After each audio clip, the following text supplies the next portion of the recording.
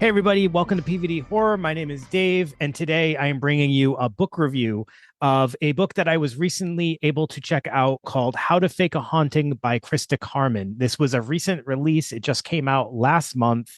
Um, so please keep your eyes peeled for this book. Christa Carmen is a local Rhode Island author. She previously won the Bram Stoker Award for The Daughters of Block Island, I believe. And she also wrote Beneath the Poet's House, which is a pretty interesting look at the woman that Edgar Allan Poe had a romance with, who was from Providence.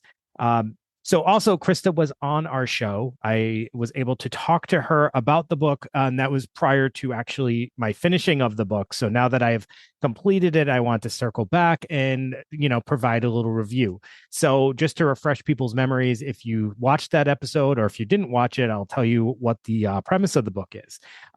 So the synopsis that I found said, it said that Lainey Taylor is being pushed to the brink by her alcoholic husband, Caleb, prone to hallucinations and erratic behavior. It's only a matter of time before he puts Lainey's life and their daughter, Beatrix's, in jeopardy. A divorce and full custody is out of question, in Caleb's words, over my dead body. So I'll just kind of finish up from there. So basically, Lainey and her best friend Adelaide decide they are going to stage a haunting in the house. This is her friend Adelaide's idea, and that will drive Caleb to the brink of insanity, thinking that he's gone mad or that, there's ghosts in this house and he'll run away and he will leave Lainey and Beatrix alone for good. Of course, obviously things don't always go as planned. And, even while they do definitely give Caleb a good scare, some other things start to become unleashed, which, seems to happen when a house has so much pent up rage and resentment and fear in it. We can only imagine what that is a recipe for. So at some point there has to be some kind of reconciliation with Caleb to move forward together to fight whatever is going on in the house and to, avoid dying. So that's pretty much the premise of the story. It is a really fascinating synopsis. Like, I had never read anything quite like this as far as, plot wise.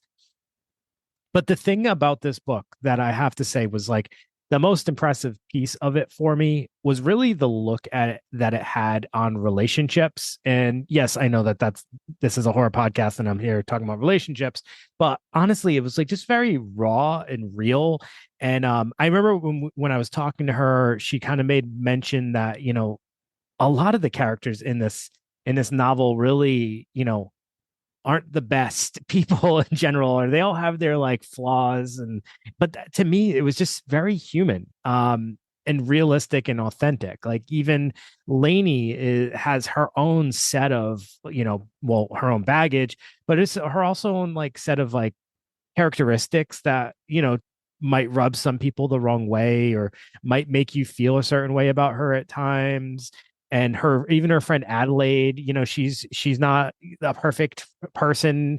And Caleb, obviously, right off the bat, we have like this real early like feel negative feeling towards him. But as the novel goes along and you start to kind of discover who our other main characters are, you start to like feel, I think, a little less angry at him.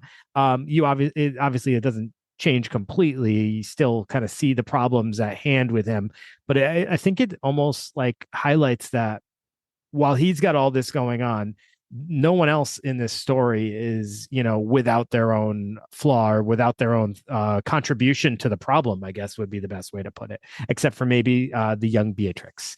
So I would say on a level of like just delving into relationships and how our actions and behaviors really can ruin relationships or fracture them pretty significantly. I just felt like this novel did a really good job of like showing that and demonstrating that.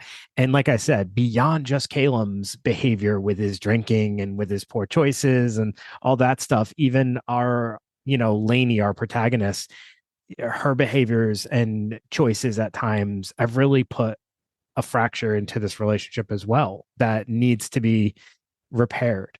So yeah, I really liked the dynamics of the characters. I liked the delve into relationships, the layers that it presented of everybody.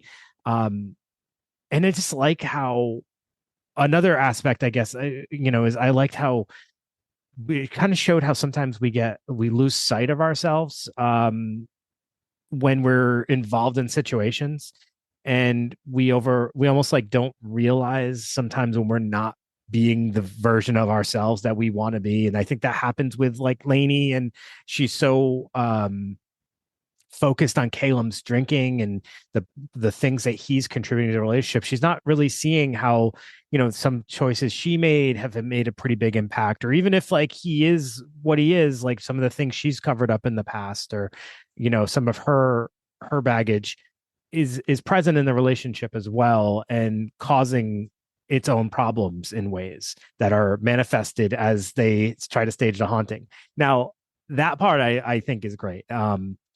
They go through these great extents to make this haunting happen, and just the details of it and all the the intricacies are just really impressive. It actually makes me wonder, would this work? Could you stage a haunting with someone you're living with and not have them know? I mean, obviously Caleb in the story is pretty intoxicated most of the time this is happening, but it's really interesting to think, would this work? And would someone could you drive someone to the point of madness where they would just leave?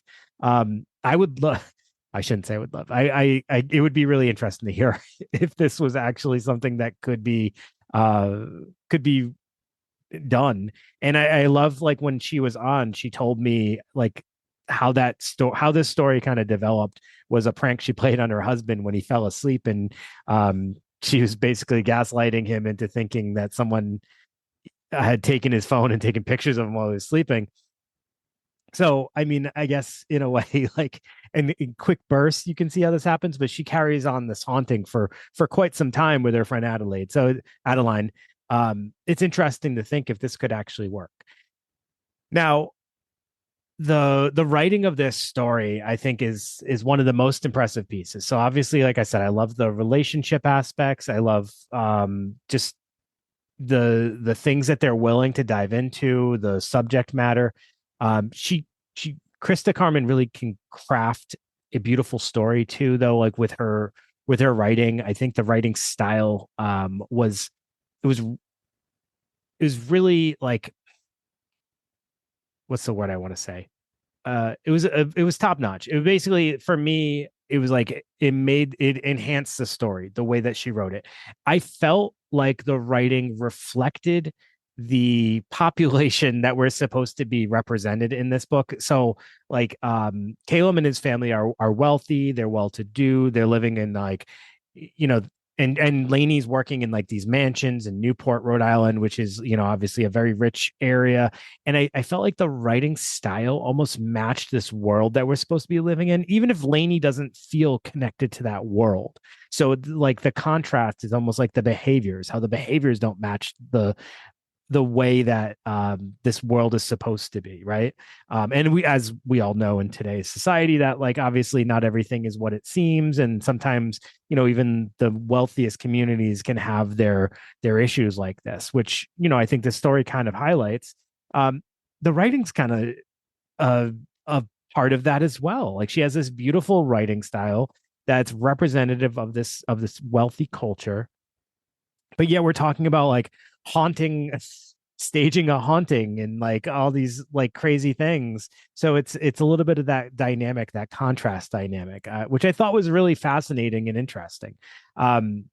So being a horror podcast and this being about haunting, um the fear that this book kind of brings up, and the haunting part of it. So obviously, I alluded to some things happening because of the rage in the house, and the resentment that's built up, and how it has manifested like this evil spirits.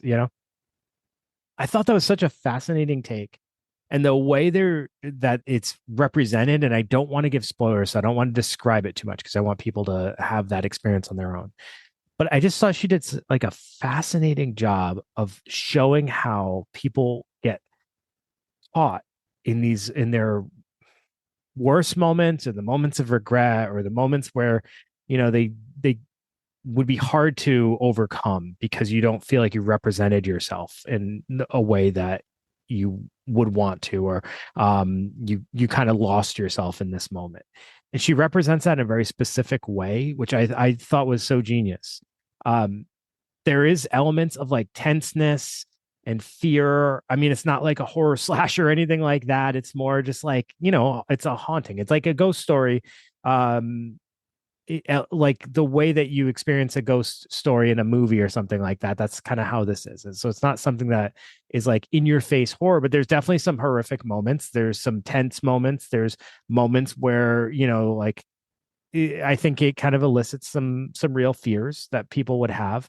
It's just a great overall read because I feel like it just captures so much of human element, and ghosts are all about the human element, right? It's where they're like the representation of what we are or what we once were. And there's that connection right there. What we once were. I think like we talked about, like if you're getting lost in a relationship, you're getting lost in the issues of the relationship. That's kind of what the a ghost can represent at times. And this story really delves into that, and what not processing and not getting past some of those issues and those hurt moments and things like that, what builds, what's left behind that continues to just resonate and grow. um it's super damaging to everybody involved, and and the young ones that are involved in the family. So yeah, this is just a great read. I can't recommend this book enough. It really, really impressed me. So yeah, How to Fake a Haunting, Christa Carmen. Make sure you go check this out. Like I said, it released last month, so it's accessible on Amazon or probably your local bookstore. Um, I definitely recommend it. It's a great read, and honestly, it made me immediately when I was done. I was like, all right, I gotta find. I have to find more. I have to get to some of her past books, and just kind of catch myself up because I was really impressed with this. So yeah, I can't wait to see what comes next from her, and also catch up on like those previous novels. And yeah, so thank you for checking out this book review. I'll be back in a few weeks with another one. I got another sort of local author that I'll be reviewing, Massachusetts. So yeah, I will see you then. But for now, How to Fake a Haunting, Christa Carmen. Go check it out. You'll be glad you did. See you later.